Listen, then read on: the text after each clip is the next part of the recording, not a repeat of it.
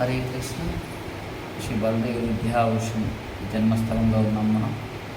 So Shri Baldev విద్యాభూషణ్లు మన పరంపరకి గోవింద భాష్యాన్ని అందించినటువంటి ఆచార్యులు. అది ఒకసారి సో కాశీలో పండిత సభ జరుగుతూ అన్ని సంప్రదాయాల వాళ్ళు మన సంప్రదాయాన్ని అవమానిస్తారు, మీకు భాష్యమే లేదు అని. అప్పుడు బలదేవ్ విద్యాభూషణ్లు ఖండిస్తారనమాట. లేదు మాకు భాష్యం ఉంది అని.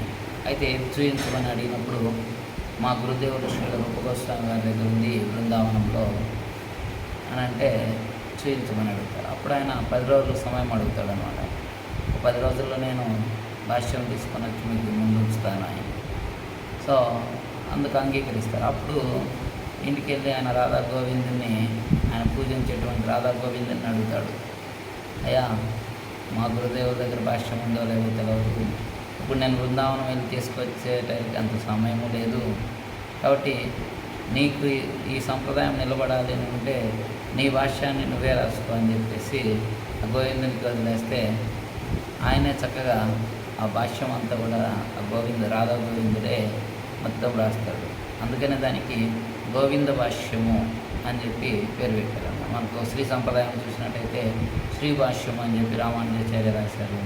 అలా బలదేవ్ విద్యాభూషణ్ వారి ప్రార్థన వలన మనకు స్వయంగా గోవిందదేవుడు రాసినటువంటి గోవింద భాష్యమే మన బ్రహ్మము మధ్య గౌడీయ వైష్ణవ సంప్రదాయం వారి యొక్క భాష్యానికి మూలము శ్రీ బలదేవ్ విద్యాభూషణుల వారి.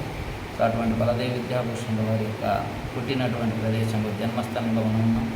అక్కడ మనం చూడవచ్చు బలదేవ్ విద్యాభూషణుల వారి యొక్క శ్రీ విగ్రహాన్ని పక్కన రాధా గోవిందుడు చైతన్య మహాప్రభు గారు